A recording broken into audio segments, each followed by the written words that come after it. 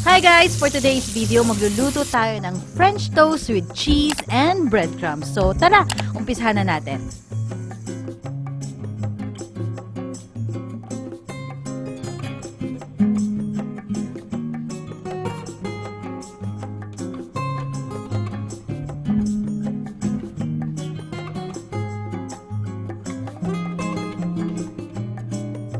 So ito yung mga ingredients na gagamitin natin.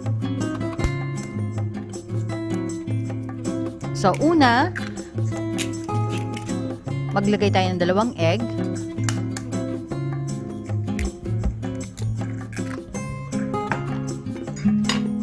Then, after that, milk. Sa milk natin, so, depende sa inyo kung gaano karami. But ako, gumamit lang ako ng half ng maliit na can ng evaporated milk. Then, after that, sugar. Yung sugar, katamtaman lang, hindi masyadong marami. So, it's up to you kung gaano karami yung sugar nyo. Yung sa akin, konti lang para hindi ganun katamis. So, ito guys, napakasimple ng recipe na to. So, basically, pang breakfast, pang merienda, or even, pwede rin siyang pang baon sa office, sa school. And this will be a different kind of French toast kasi maglalagay tayo ng cheese and at the same time may breadcrumbs. So, bakit ako naglagay ng breadcrumbs? It's gonna be like crunchy kapag kinain mo siya. And, syempre, yung cheese, makikita nyo mamaya, it's nagme-melt. So, talagang magugustuhan nyo yung French toast with cheese and breadcrumbs natin. So, ganito lang yung gagawin nating procedure. So, after natin mailagay na or ma-mix na yung mga ingredients a while ago, so, ito na, ilalagay natin siya sa breadcrumbs and then, papatong natin yung cheese.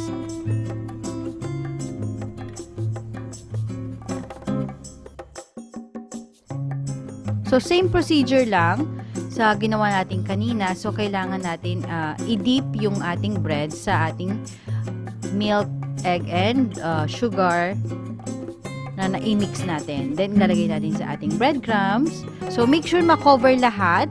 So, ganyan lang siya, guys. So, repeat procedure and then, pwede natin siyang iluto sa ating pan. So, ito na yung magiging itsura niya before pa natin siyang iluto. So, ito guys, maglagay kayo ng 1 tablespoon of butter.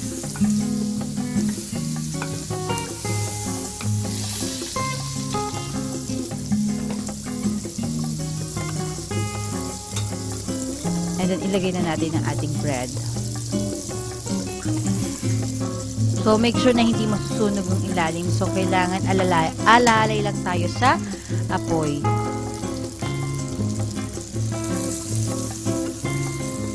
I'm sure na yung mga kids nyo magugustuhan to kasi talagang masarap siya.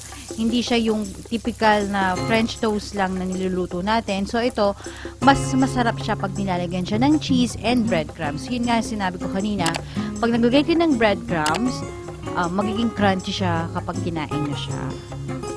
So, try nyo itong recipe na to and you will love it.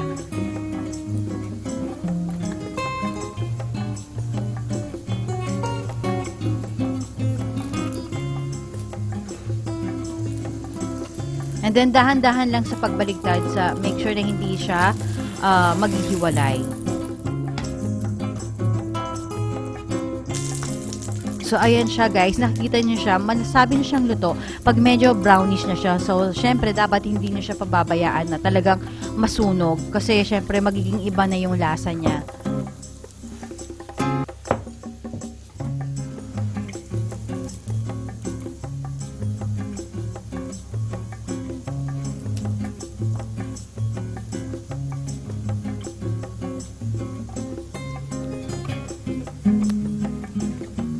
So, napakadali lang yan, guys.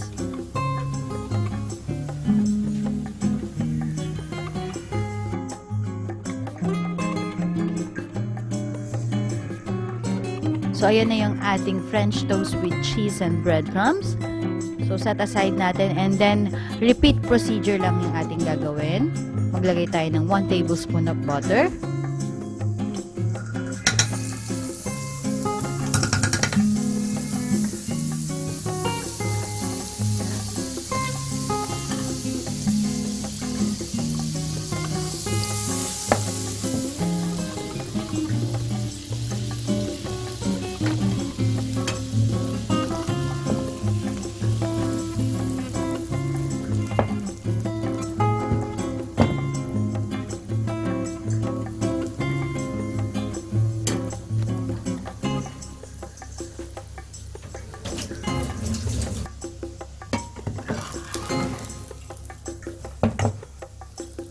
For more videos and updates, don't forget to click subscribe and click the notification bell para updated po kayo sa lahat ng ating recipes.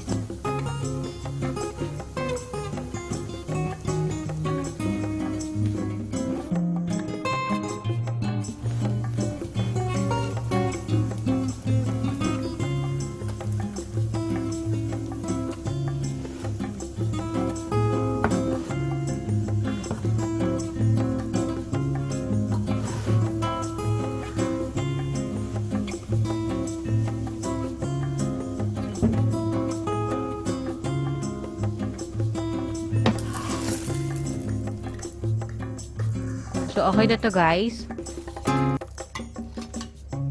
So, ito ng ating French toast with cheese and breadcrumbs. So, pwede kayo maglagay ng side dish. Kahit anong side dish. Ako, naglagay ako ng hotdog. Or you can also fry egg if you want.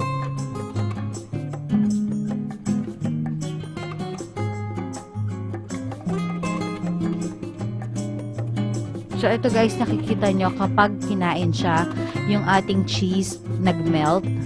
So, napakasarap at napaka-crunchy nito guys. So, I want you to try this recipe and just comment kung ano yung magiging outcome sa inyo. So, I hope you enjoy this video. So, kita-kits tayo ulit sa next recipe. Bye!